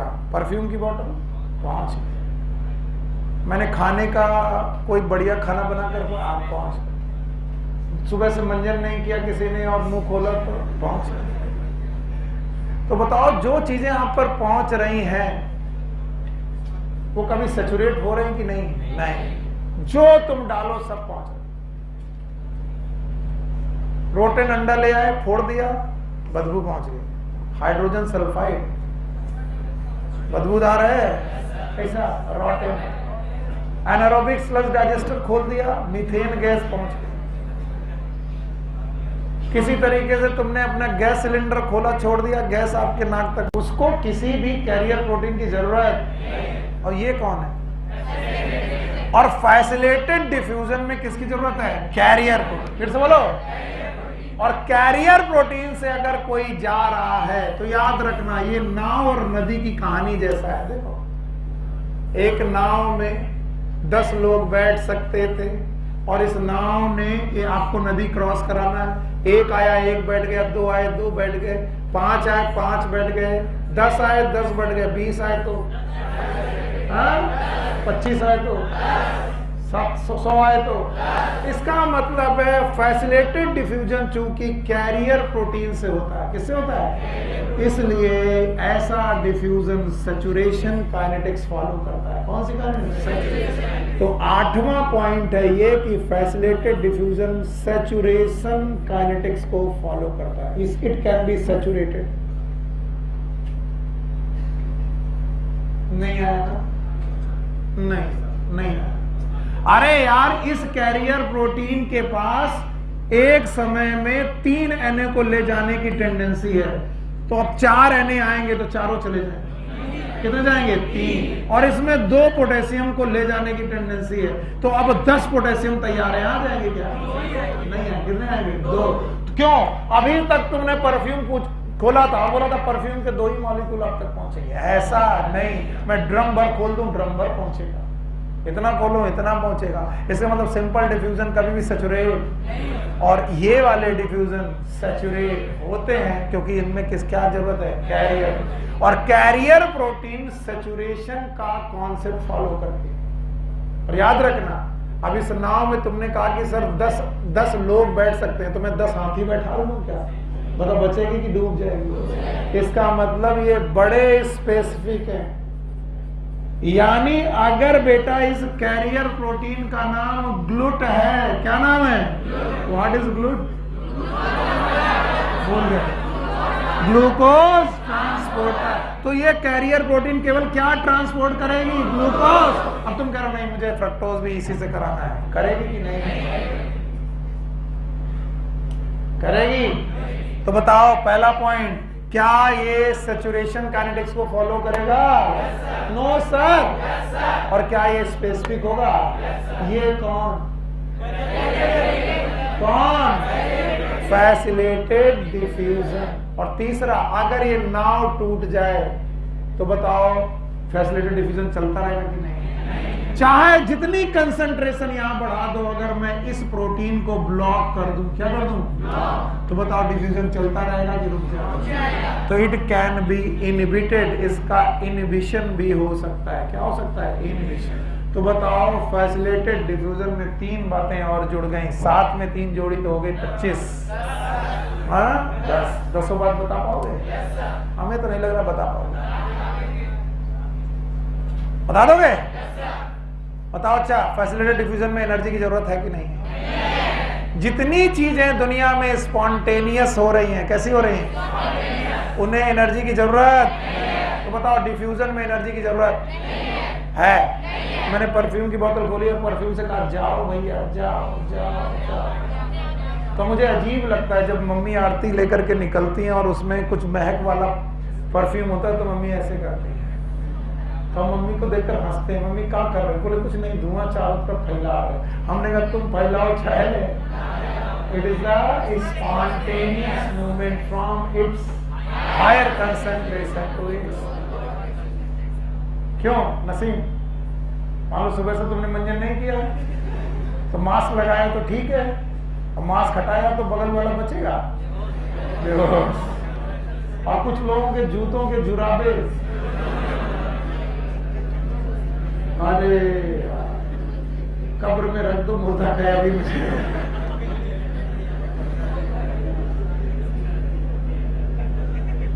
भाई साहब, तो उनमें क्या चल रहा है? और डिफ्यूजन स्पॉन्टेनियस कि नॉन स्पॉन्टेनियस? फैसिलिटेटेड डिफ्यूजन भी हाँ स्पॉन्टेनियस, और स्पॉन्टेनियस है लेकिन सिंपल जैसा है कि थ्रू कैरियर प्रोटीन, और कैरियर प्रोटीन के थ्रू होने की वजह से 10 फैसिलिटी। कितनी? 10। अरे नमाज का टाइम हो गया क्या? अच्छा आखिरी चीज पढ़ लो फिर जाओ। बताओ क्या आप लोगों ने डरता रहता हूँ फ्राइडे वाले दिन किसी ने रोक दिया बस तो रुक जाना पड़ेगा। अभी मुझे तो बताओ डिफ्यूजन और फैसिलिटेटेड डिफ्यूजन में किस बात का अंतर है? हाँ कैरियर प्रोटीन का अंतर है। यस, नोटबुक बंद करो क्योंकि अगला टॉपिक तो मैं 15 मिनट में करा भी नहीं पाऊंगा और बेकार है अधूरा छोड़ना। आज मैं कुछ चीजें आपसे पूछ लूं और आप मुझे बता दो। बताओ चैप्टर का नाम क्या था? ट्रांसपोर्ट इन। जल्दबाजी मत रहो, पूरे 25 पे छोड़ूंगा मैं। ट्रांसपोर्ट इन प्लांट याद है? ट्रांसपोर्ट इन प्लांट में ट्रांसपोर्ट का मतलब क्या है? Movement of substance. जिसने भी इस वाले 5-10 मिनट के सेशन में साथ नहीं दिया उसके सारे बाल झड़ जाएंगे, मेरी उम्र तक आ जाएगी। हाँ, what is transport? Movement of substances from one place to another place within plant. दिख रहा है? रूट स्टेम लीफ दिख रही है? तो बताओ कितने सब्सटेंस? बिना बुक में देखे, बिना नोटबुक में? तब तो भाई 4 है। Water, mineral and organic substance. PGR है। और चारों मूवमेंट को कितने टाइप का? 2। One is short distance, long distance. Tissue के अंदर और बेटा ऑर्गन में within cell, between cell, across membrane, within cell cytoplasmic streaming है। बाकी डिफ्यूजन और बेटा बाकी ट्रांसपोर्ट है। बताओ लॉन्ग डिस्टेंस ट्रांसपोर्ट के लिए स्पेशल टिश्यू चाहिए कितने? 2। या तो जाइलम या तो जाइलम में वाटर एंड मिनरल, फ्लोएम में food and organic substance. PGR depend करेगा किससे जाएगा? बताओ डायरेक्शन कितने प्रकार की? 2। एक कौन? यूनिडायरेक्शनल। दूसरा पक्का? जाइलम के मूवमेंट यूनिडायरेक्शनल, फ्लोएम के बाई डायरेक्शनल है। यूनिडायरेक्शनल में भी परफेक्ट यूनिडायरेक्शनल। और क्या मिनरल में भी रिडिस्ट्रीब्यूशन है? पक्का? अच्छा बताओ कौन सोर्स है सिंक और सिंक से सोर्स की तरफ आएगा? Food and organic substance. Yes और नो? बताओ फ्लोएम के मूवमेंट यूनि की बाई? बाई डायरेक्शनल हो गए। इनको बाई करने के बाद का मीन ऑफ ट्रांसपोर्ट कुल मिलाकर 4 पढ़ने हैं। Diffusion, facilitated diffusion, active transport, osmosis. 4 में से 2 निपटा दिए। क्या स्पीड है हम लोग की? 2 निपटा दिए। पहला कौन? डिफ्यूजन। याद है? एक बायोलॉजिकल प्रोसेस है। हाँ, फिजिकल प्रोसेस है, फिजिक्स पर डिपेंड करता है। फिजिक्स कहती है जो भी क्या है फ्लूइड उसमें टेंडेंसी टू फ्लो है। क्या वो लिक्विड और गैस हो सकता है? रैंडम मोशन होंगे, वेलोसिटी होगी, हाफ mv² होगी, काइनेटिक एनर्जी होगी, और काइनेटिक एनर्जी ने रोक के रखी कि भगाएगी। काइनेटिक एनर्जी ज्यादा तो भागने की क्षमता ज्यादा, और करानी पड़ेगी अपने आप। कंसंट्रेशन बढ़ाने पर काइनेटिक एनर्जी बढ़ेगी, टेम्परेचर बढ़ाने पर बढ़ेगी। तो हमने बोला कि it is a spontaneous movement of substance from their higher concentration. पक्का? 5 चीजों पर डिपेंड करेगा, याद है? पहला कौन? कंसंट्रेशन, टेम्परेचर, किस पर? इनवर्सली। फिर मैंने प्रेशर का कॉन्सेप्ट समझाते वक्त पढ़ाया कि अगर मूवमेंट हो रहा है रैंडम तो velocity change in velocity per unit time accelerate. तो जो रैंडम मूवमेंट कर रहे हैं उनमें एक्सीलरेशन है, उनके मास के साथ पर यूनिट एरिया प्रेशर। तो जहां कंसंट्रेशन ज्यादा, प्रेशर भी ज्यादा, उच्च वायु दाब से। क्या बात है, याद आया? 5 चीजें हो गई, जल्दबाजी मत रहो। अब बताओ, ये डिफ्यूजन जो फिजिकल सिस्टम में चल रहा है, इसे बायोलॉजी में ले गए। बायोलॉजी मतलब जिंदा लोग, जिंदा मतलब सेल। सेल ने कहा आने दो, लेकिन मैं जाने नहीं दूंगी। Plasma membrane is ladies. और का हमको कैसे मालूम? बेटा हम टीचर हैं, पढ़ा रहे हैं। सेलवाल, देखो बेटा तुमको बताया, इस दुनिया में कल भी मैंने बताया था, नेचर फॉलो द फीमेल। याद रखना, we are the defective piece. If any defect happen in a female we become male. Yes, तो male are basically defective piece. Yes, इसीलिए जब डिफेक्ट में डिफेक्ट होता है तो डिफेक्ट सुधर जाता है। यानी any defect in male it will follow the female. Down syndrome female like, Turner syndrome female like, any syndrome female like, because nature favour the. जो तुम किसी लायक नहीं हो तो इधर आओ। So male are the defective piece. गलत नहीं है, सच है। तुम किसी भी गुमान में रहो, कितने बड़े कलाकार हो, लेकिन बेटा प्रेगनेंसी की क्षमता केवल फीमेल में। ऐसा नहीं कि यूट्रस लिए तुम घूमे, नहीं। भाई साहब, जिस दिन करेक्ट होकर के सोचोगे, अभी तुम बच्चे हो, नहीं सोच पा रहे हो। एक जान के अंदर एक जान पल रही, और ये क्षमता सबके पास नहीं है। तो माँ होना तुम समझ नहीं पाओगे, बाप होना इज समथिंग, बट माँ होना इज डिफरेंट थिंग। आप कितने भी गुस्सा हो जाओ, लेकिन मम्मा मना ही लेती है। और हो सकता है कि पापा से गुस्सा हो गए और 2 महीने से बात ना की हो, पापा भी कह रहे चलो यार बहुत हो गया। लेकिन मम्मा शाम तक तुम्हें बोलेगी बेटा खाना खाया कि नहीं। आप गुस्से में ही बोले, हालांकि लड़ाई चल रही है और तुमने भी लड़ाई में नहीं कहा नहीं खाया, और जबकि ठूस के आए हो। फिर मम्मा बेचारी वहां से तुम्हें मनाती, खा लो बेटा, अच्छा अगली बार देख लेंगे, मोबाइल का वर्जन ठीक करा देंगे, बड़ा दिलवा देंगे। तुमने कहा पक्का बोलो तो खाएंगे। मम्मा ही समथिंग डिफरेंट। हाँ, अभी थैंक यू नहीं है। फैसिलिटेड डिफ्यूजन की कहानी अभी बाकी है। तो जब हम सिस्टम में ले गए तो हमें पता चला सिस्टम में कौन आकर खड़ा हुआ, प्लाज्मा में। और सिंगर निकोलसन ने कहा प्लाज्मा मेम्ब्रेन में 2 चीजें, फ्लूइड और मोज़ेक। Phospholipid fluid, protein. नदी किसकी है? फॉस्फोलिपिड। पत्थर किसके हैं? तो आप नदी क्रॉस करोगे तो पत्थर जाओगे कि तैर के? दोनों तरीके से। अगर आप सॉल्युबल हो तो तैर के, लिपिड सॉल्युबल हो तो तैर के, वाटर सॉल्युबल हो तो पत्थर। व्हाट इज पत्थर? मोज़ेक। तो कुछ लोग होते हैं हाइड्रोफिलिक, फिर से बोलो, और वो कहते हैं कि हम तो लिपिड से जाएंगे कि कैरियर प्रोटीन। तो फैसिलिटेड डिफ्यूजन की डेफिनेशन आई, movement of hydrophilic substance from their higher concentration to their lower concentration through carrier protein. 2 चीजें और खड़ी हुई, one is solubility, permeability. Total कितनी? 7 हो गया। अब इन 7 में जब फैसिलिटेड डिफ्यूजन आया तो कैरियर प्रोटीन आई, और बोला कैरियर प्रोटीन ने कहा कि हमसे होकर गुजरने वालों कोई भी जा सकता है कि स्पेशल जो है वही जाएगा, कितना भी जा सकता है कि सैचुरेशन। और अगर मैं नहीं चाहूं तो जा नहीं, इनविशन हो सकता है। तो टोटल कितने? 10। एक सेकंड में 10 बोलो और घर चले जाओ। जाओगे?